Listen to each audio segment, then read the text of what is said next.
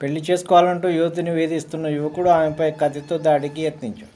అడ్డుకునే ప్రయత్నం చేసిన ఆమె తల్లి, తాతపైన కూడా దాడికి దిగి చివరికి వారి చేతిలోనే హతమైన ఘటన జగిత్యాల జిల్లా మల్యాల మండలంలోని తక్కళ్లపల్లి గ్రామంలో చోటు చేసుకుంది.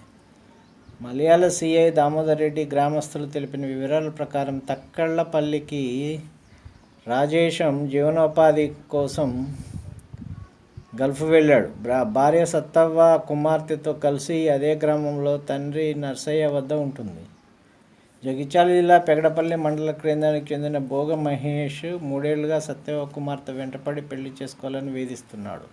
ఈ విషయమై మల్యాల ఠాణాలో పలుమార్లు బాధితురాలు ఫిర్యాదు చేయగా 2022లో మహేష్పై కేసు నమోదైంది.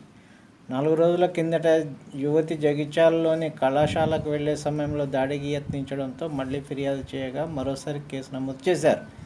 అయినా తీరు మార్చుకుని మహేష్ సోమవారం నేరుగా యువతి ఇంటికి వెళ్లి కత్తితో దాడికి ప్రయత్నించాడు.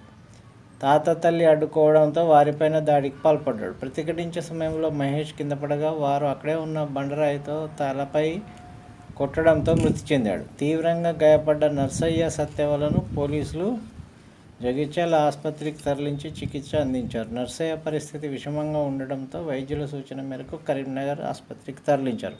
మహేష్ తండ్రి ఫిర్యాదుతో యువతితో పాటు ఆమె అన్న, తల్లి, తాత, అమ్మమ్మలపై కేసు నమోదు చేసినట్టు ఎస్ఐ అబ్దుల్ రహీం తెలిపారు.